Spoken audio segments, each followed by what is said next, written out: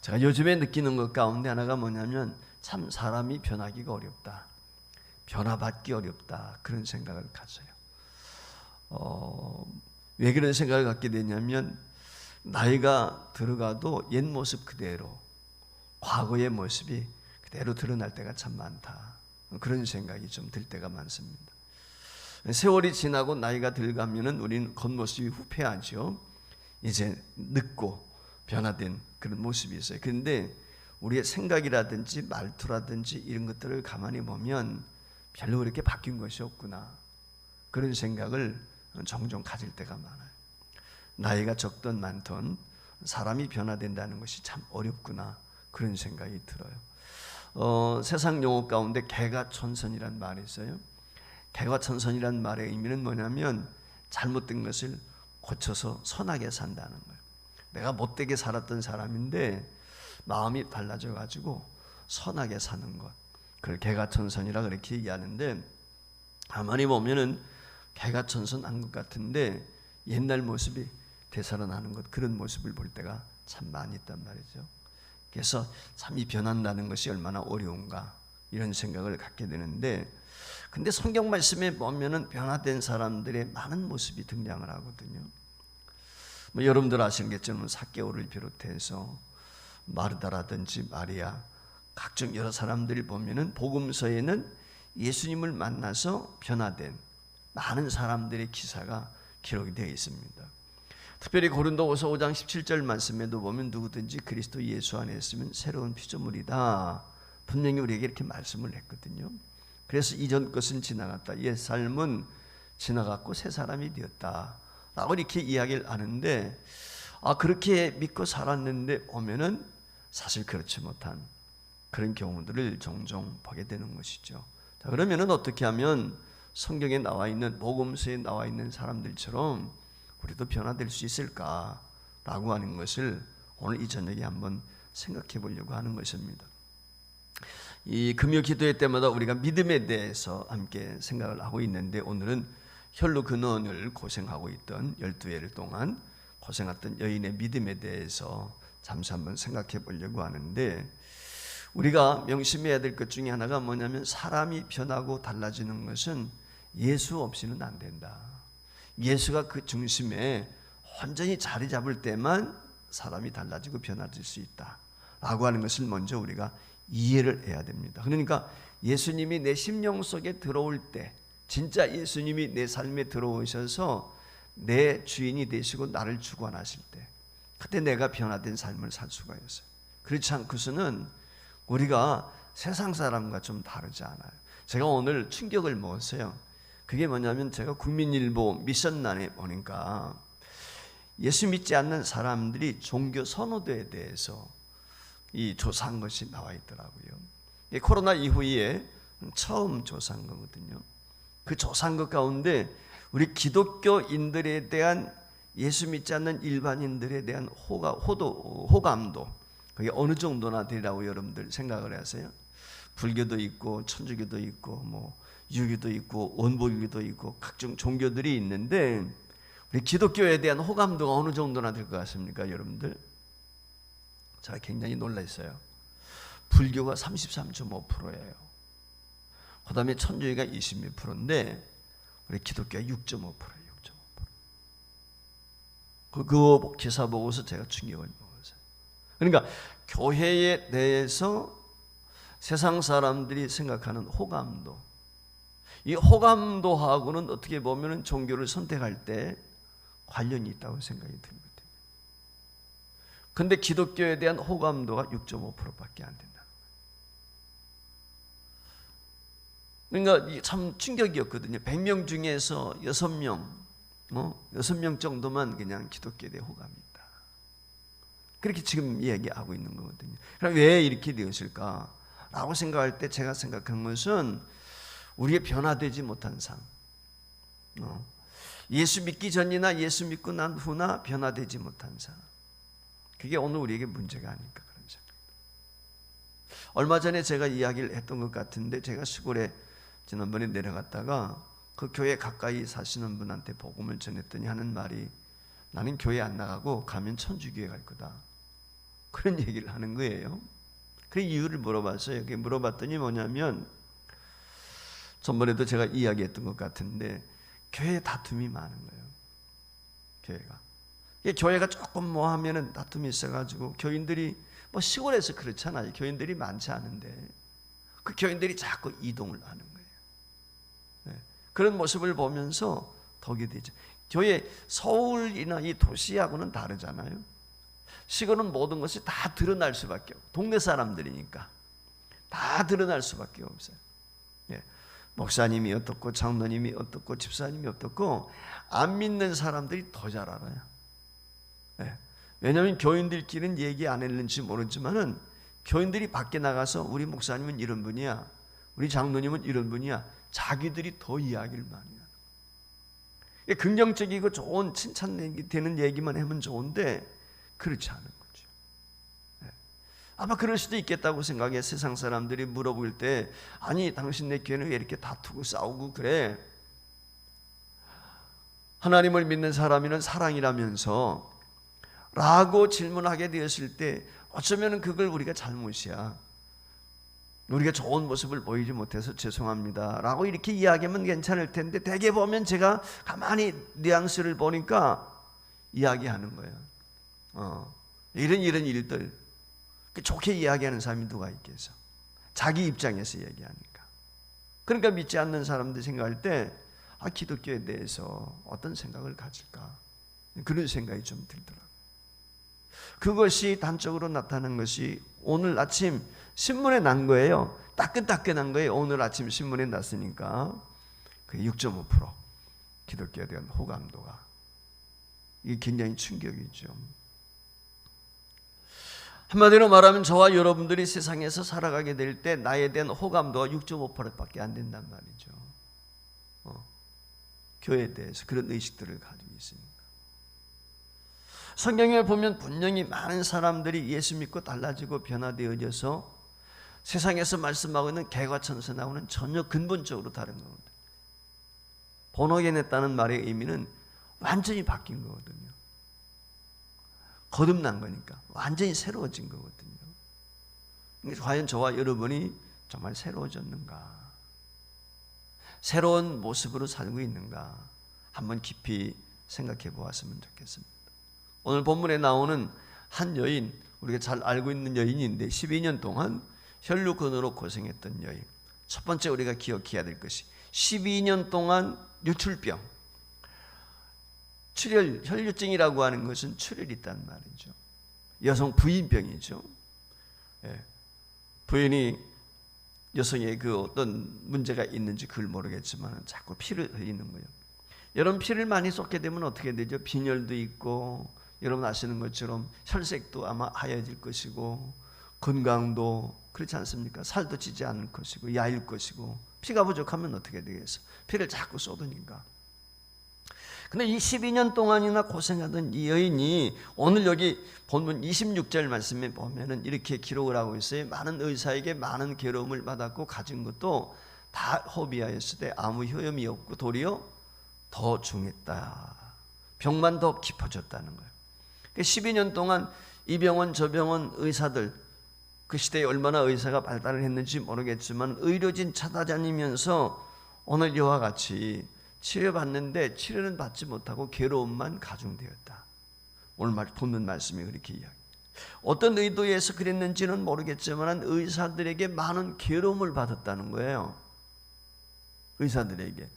아니, 의사들이 환자를 괴롭히는 게 뭘까요? 그게 여러분, 오늘날도 그런 경우가 있으니까 성경에서 이런 표현을 하지 않았겠어요? 환자가 병원에 갔는데 의사로부터 괴롭힘을 당한다는 거예요. 오늘 성경은 그렇게 이야기하고 있어요. 정말 의사가 바른 의사라면 어떻게 하겠어요? 환자를 긍휼히 여기고 불쌍히 여기고 어떻게 하든지 치료에 도움이 주려고 했을 텐데, 오늘 본문 말씀을 보면은 좀 그렇지 않은 것 같아요. 오늘날 의사들도 마찬가지예요.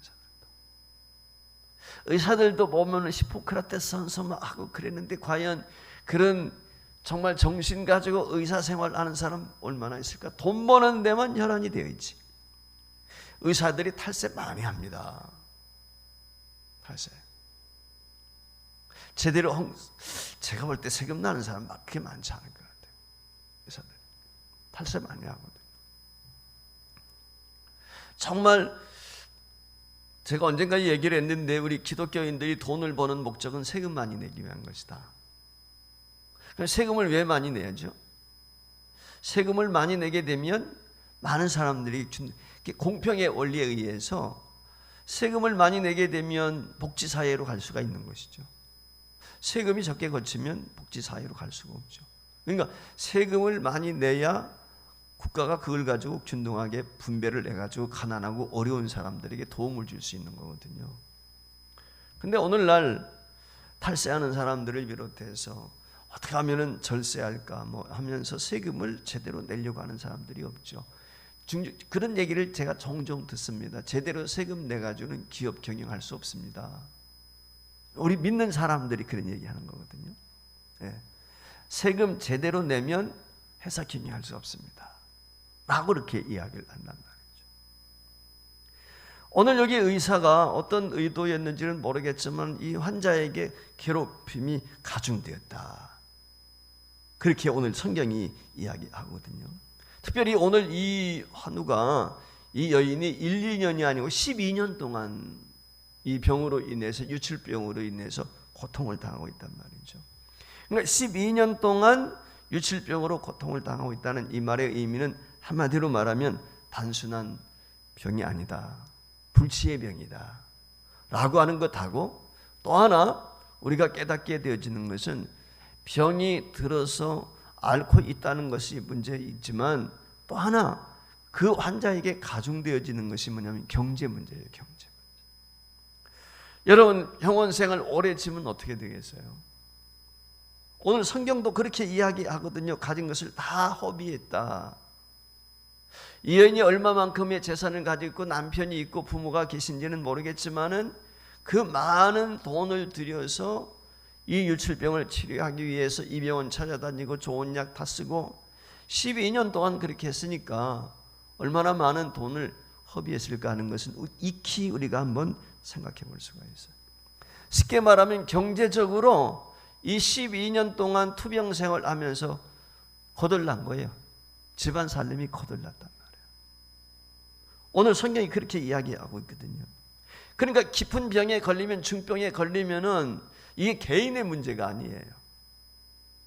병에 걸려서, 중병에 걸려서 요양원에 간다든지, 오늘날도 그런 거 많지 않습니까? 치매에 걸렸다든지 어르신들이 하게 되면은 문제는 뭐냐면 가족 전반에 경제적인 문제가 파급이 되는 거예요.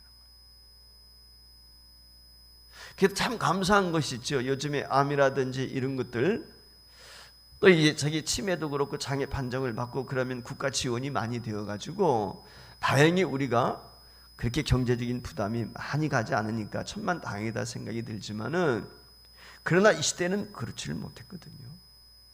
돈이 없으면 죽는 거예요. 치료받을 수가 없으니까. 옛날에는 그랬단 말이죠. 근데 오늘날 보면은 해귀병이라든지 난치병이라든지 이런 것들이 오늘날 보험이 되어지고 국가에서 이와 같이 도움을 주니까 너무 감사하다 이런 생각이 들지만, 이처럼 어느 누군가가 가정에 중병에 걸려서 고생을 하게 되면 가족 전체에게 그 영향력이 있다. 행복하지 못한 거예요. 경제적으로도 부담이 되지만 그 환자 때문에 행복할 수가 없어요. 지금이야 많이 개선이 된 것 같아요. 왜냐하면 치매 걸렸다 그러면 부모님들 요양원에 보내잖아요. 근데 옛날에는 안 그랬어요. 형제들이 돌아가면서 어머니 아버지 모시고 그랬단 말이에요. 근데 치매 걸린 사람들의 특징이 뭐냐면, 정상적인 사람이 보면 거짓말을, 밥 먹었는데 조금 전에 안 먹었대. 안 먹었다. 둘째 집에 갔는데 둘째가 건사하고 있는데 셋째가 한 번 들렸어. 그랬더니 셋째 붙들고 하는 얘기가 배고프다는 거야. 밥 안 줘가지고. 치매 걸린 사람을 모시지 않게 되면요, 그게 진짜로 믿어져요. 그래가지고 형제간에 의인하고 다투고 그러는 거예요. 가정에 문제가 생기는 거예요. 오늘 여기 말씀에 보니까 이와 같이 병이 의사로부터 어려움을 당했고 경제적으로 가중이 되었지만, 또 하나 이 사람의 문제가 있었어요. 더 큰 문제가 있었어요. 이게 뭐냐면 유출병에 걸리면 부정한 병이었다는 거예요. 부정한 병이란 말의 의미는 뭐냐면 종교적으로 하나님 앞에 나갈 수가 없는 거예요. 유대인들에게 있어서 부정한 사람과 내가 접촉을 하면 내가 부정해져. 그러니까 하나님 앞에 나가서 내가 예배를 드릴 사람은 이 여인과 가까이 접촉을 하면 안 되는 거지. 이 말의 의미는 뭐냐면 관계 단절. 가족끼리도 관계 단절이 되는 거예요. 가족도 나가서 종교 행위를 해야 되니까, 하나님 앞에 예배를 드려야 되니까, 하나님 앞에 예배 드리기 위해서는 부정한 사람을 내가 접촉하지 말아야 되는데, 유출병에 걸린 사람은 부정하단 말이죠. 그래서 혹시라도 길을 나서게 되면서 가까이 오지 못하도록, 한센병에 걸린 사람, 지난주에 제가 한센병 얘기를 했었는데, 한센병에 걸린 사람처럼 나는 부정합니다. 자기 입술로 그렇게 얘기를 해야 되는 거예요. 사람들이 가까이 오지 못하도록. 한마디로 말하면 집안을 말아먹는, 어떻게 보면 참으로 불행한 여인이다. 이렇게 우리가 생각해도 틀리지 않을 것이라고 생각이 듭니다. 그런데 오늘 여기 한 가지 우리가 보게 되는 것은, 이런 절망할 수밖에 없는 상황 가운데 있는 이 여인에게 꿈이 생겼다는 것입니다. 소망이 생겼다는 거예요. 여러분 10년, 12년 동안 이 투병 생활하게 될 때 많은 사람들이 포기하는 경우 많지 않겠습니까? 더군다나 의사, 약 다 해봤단 말이죠. 그런데 치유가 없어요. 1년도 아니에요. 2년도 아니고 12년 장장. 본인도 지치고 가정도 지치고 주변에 있는 사람들 다 지치지 않겠어요? 나 같은 여인에게 무슨 소망이 있을까? 아마 이런 절망적인 상황 가운데에서 살고 있는 여인. 그런데 오늘 이 여인에게 두 번째 우리가 생각할 것이 있는데, 어느 날 놀라운 소식이 들리는 것입니다. 그것이 무엇입니까? 예수에 대한 소문이요. 예수님에 대한 소문을 들었다는 거예요. 아마 예수님에 대한 소문을 듣게 되었을 때 의사들로부터 많은 어려움을 당했던 이 여인이 아마 그 누군가가 예수라는 사람을 만나면 너도 질병에서 고침받을 수 있다라고 하는 이런 얘기를 들었을는지 모르겠어요. 그러면서 일례로 안진뱅이가 걷게 되었대. 예수 만났는데 눈먼 소경이 눈을 떴대. 심지어는 38년 된 병자도 고침을 받았대. 고라사지병에 있는 사람은 귀신 들렸는데도 치료가 되었대. 귀신은 쫓겨간대. 아마 이런 얘기를 이 여인이 들었을 거예요. 여인이 그런 이야기를 듣게 되었을 때 처음에 어떤 반응을 보였을까 하는 것은 우리가 한번 생각해 볼 수가, 무슨 사기꾼 아니야? 충분히 그럴 수 있다고 생각이 돼요. 왜냐하면 이 12년 동안 용하다는 선생님은 다 찾아다녔거든. 모든 재산 탕진하기까지 다 쫓아다니면서 치료받으려고 했단 말이죠. 그런데 낫지 못했단 말이죠. 한마디로 말하면 포기하고 사는, 이제 내일 죽을까 모레 죽을까 포기하고 사는 사람인데, 이런 사람에게 무슨 희망이 있겠어요? 그런데 그 예수님에 대한 이야기를 듣다 보니까, 혹시 나도 예수님 만나면 정말 치료될 수 있을까? 신랄 같은 희망이 생기기 시작한 거예요. 여러분, 로마서에 나와 있는 것처럼 믿음은 어디서 오죠? 들으면서 오는 거예요. 그래서 복음을 전하는 자의 발이 아름다운 이유가 여기에 있는 것이거든요. 여러분, 정말 복음을 전하는 것이 너무 귀한 거예요. 절망 가운데 있고 죽어질 수밖에 없고 지옥 갈 수밖에 없는 사람이 저와 여러분을 통해서 복음의 소식을 듣게 되고, 그가 돌이키고 예수를 믿어서 천국 백성이 된단 말이죠. 들어야 되니까. 전하는 자가 없는데 어떻게 들어? 그러니까 전하는 자의 말이 아름다운 거지. 로마서에서 말씀하고 있는 거죠. 오늘 이 여인이 신락 같은 희망을 가지고, 그래? 그럼 나도 예수님 한번 만나볼까? 그런 기대감을 갖게 된 거죠. 의심했던 이 여인이 자신의 꿈, 그걸 키워가기 시작합니다. 그래서 마침내 예수님 앞에 나가는 거거든요. 빌립보서 2장 13절 말씀에 보면은 이런 말씀이 기록이 되어 있어요. 너희 안에서 행하시는 이는 하나님이시니 자기의 기쁘신 뜻을 위하여 너희에게 소원을 두고 행하게 하신다 그랬어요. 아마 이 여인이 예수님에 대한 소문을 듣게 되었을 때 마음속에 이 소원이 생겼을 것 같아요. 처음에는 불신했는지 몰라, 의심했는지 몰라. 그런데 자꾸 그런 이야기를 듣고 하면서 마음의 변화가 오기 시작했습니다. 소망이 생기기 시작했어요. 나도 나을 수 있겠구나. 나도 예수님을 만나면 가능하지 않을까? 이런 소망을 갖게 됐단 말이죠. 오늘 성경 빌립보서에서는 우리 안에 예수님께서 이와 같이 자기의 뜻을 두셨다. 오늘 우리가 예수님을 받아들이고 은혜의 역사를 시작하게 되면은 오늘 저와 여러분이 새로워지는 거예요. 변화되어지는 거예요. 이게 성경이 우리에게 주시는 말씀이거든요. 그렇기 때문에 우리가 말씀을 사모해야 되는 이유는 뭐냐면 말씀을 통해서 예수님이 우리에게 주시는 뜻과 섭리가 계시다. 그 하나님의 말씀을 우리가 듣고 읽고 묵상하고 사모해야 될 이유가 뭐냐면 그 말씀 속에 하나님의 뜻이 있고 경륜이 있고 섭리가 담겨져 있기 때문에 우리에게 향하신 소원이 있단 말이지. 그래서 말씀을 우리 마음에 담아야 되는 거예요. 그러면 그 말씀이 우리 심령 속에서 꿈틀거리기 시작을 하거든요. 그 말씀이 꿈틀거리기 시작하게 될 때 그때부터 우리에게 비전도 생기고요, 소망도 생기게 되고 긍정적인 마인드가 되어서 적극적으로 대처해 나갈 수 있는 것이거든요. 오늘 이 여인이 예수님에 대한 소문을 듣고 마음이 변하기 시작했습니다. 예수님이 자신의 병을 치료해 줄 수 있다는 꿈을 갖기 시작했습니다. 나도 예수님 만나야 되겠다. 그 꿈이 점점 커지는 어느 날 예수님이 자기가 살고 있는 그 고을에 오셨다는 거예요. 많은 사람들이 지나가는 소리가 들렸겠죠. 무슨 소리야? 예수님이 오셨대. 그래서 예수님 만나기 위해서 이 여인이 나갑니다. 여러분, 이 여인이 예수님 만나기 위해서 나가게 될 때 어떤 모습으로 나가게 되었을까요? 어쩌면은 정말 헬스케가지고 말이죠, 환자 티가 나는 이 여인 아니겠어요? 무엇을 썼는지 어떻는지를 모르겠지만은 화장도 하지 않았겠습니까? 그렇지 않겠습니까?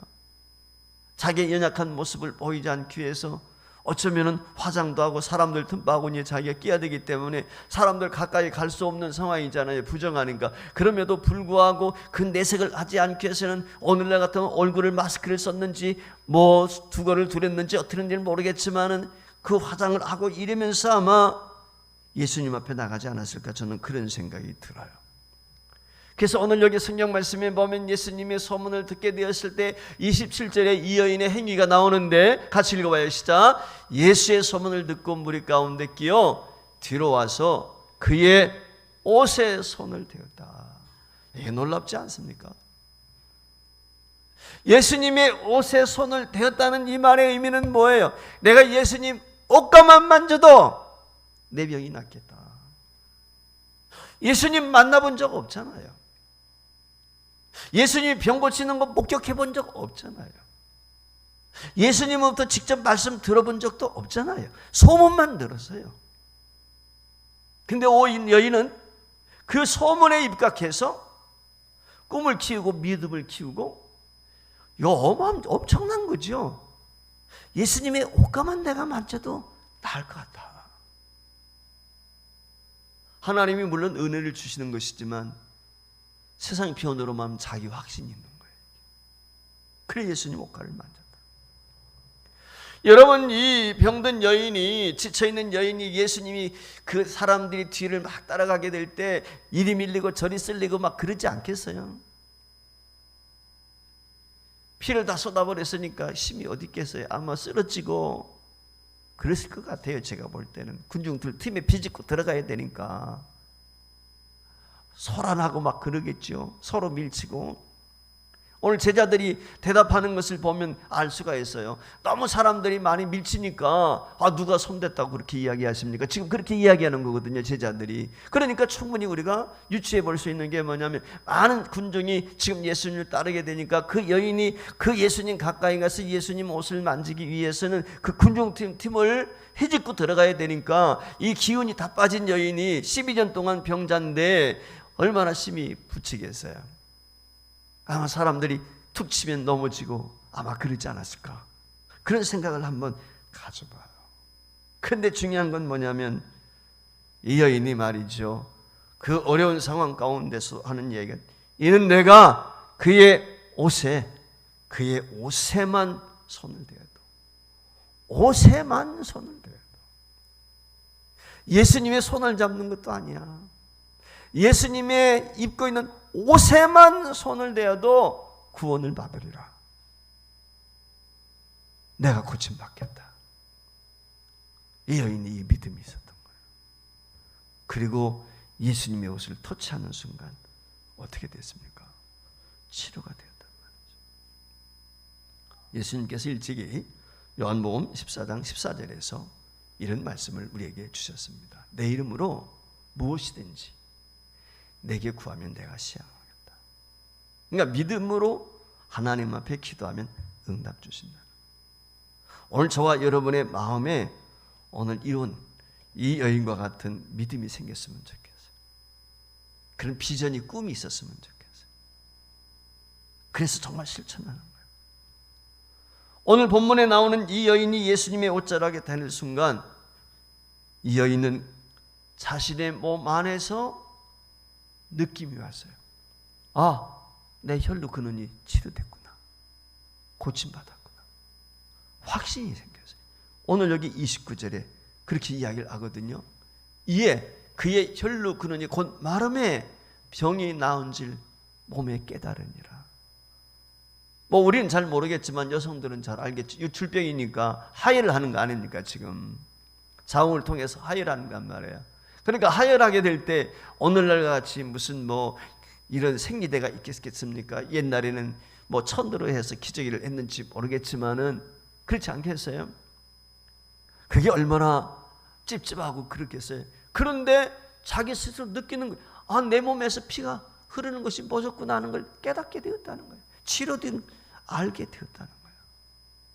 이 여인이 내 병이 치료되었다는 것을 깨닫는 순간 예수님께서 한마디 말씀을 하십니다. 30절에 이렇게 이야기를 하시지요. 예수께서 그 능력이 자기에게서 나간 줄을 곧 스스로 아시고 무리 가운데 돌이켜 말씀하시되 누가 내 옷에 손을 대었느냐. 여인은 자기가 치료된 걸 알았어요. 예수님은 자기의 능력이 자기 몸에서 나간 것을 알았어요. 이게 영적으로 스파크가 일어난 거죠. 근데 제자들은 모르는 거예요. 예수님이 이렇게 말씀을 한단 말이죠. 그러니까 제자들이 31절에 이렇게 대답을 합니다.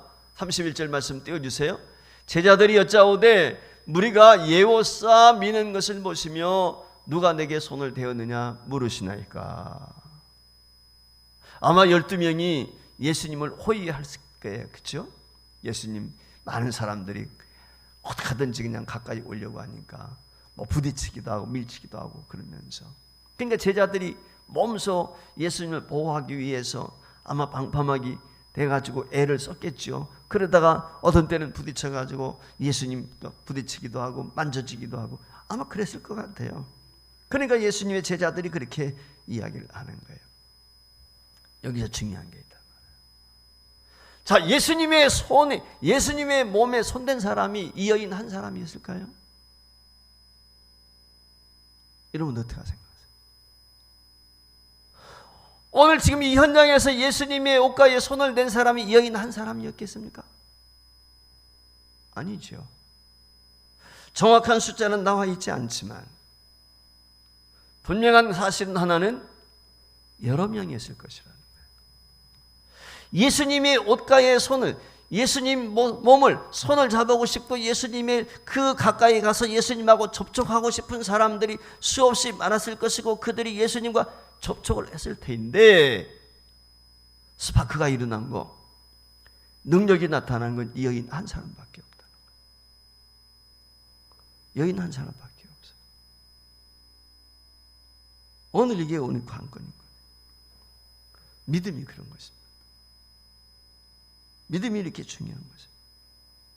하나님의 은혜의 축복인데 주님을 찾는 사람들이, 정말 많은 사람들이 주님을, 여러분들 지금 관중들이 왜 예수님 따르고 있어요? 예수님에 대한 비난하는 사람들이 예수님이 감시하기 위해서 바리새인이나 서기관들이 예수님을 뒤쫓고도 있겠지만 대다수의 사람들은 예수님에게 무엇인가를 바라보고 기대하고 예수님을 지금 쫓고 있을 거예요. 그렇지 않겠어요? 근데 그 예수님을 만난 사람, 예수님의 임재, 하나님의 기적을 경험한 사람, 이 여인 한 사람이라는 거예요. 오늘 우리도 그래. 이 밤에 여러분들이 오셨어요. 기도의 제목이 오셨죠. 근데 어떤 사람은 응답받거든요. 근데 어떤 사람은 그냥 구경꾼에 불과해. 금요 기도에 나왔다 그냥 가는 거야. 시간 낭비하고 아무 의미가 없어요. 여러분들은 어떤 부류의 사람이라고 생각이 돼요? 지금 예수님께서 32절 말씀에 보면은 그렇게 표현을 했죠. 예수께서 이 일 행한 여자를 보려고 둘러보시니, 제자들에 대한 이야기에 대해서 더 이상 말씀하지 않아요. 그리고 둘러보시는 거예요. 예수님 자기가 아시니까. 그래서 그 주인공과 마주치게 되죠. 그 주인공 예수님의 눈길이 그 여인에게 머무는 순간 33절 말씀에 보면 이 여인이 어떻게 반응을 하죠? 여자가 자기에게 이루어진 일을 알고 두려워하여 떨며 와서 그의 앞에 엎드려 모든 사실을 여쭈었다. 그랬어요. 모든 사실을 여쭈었다.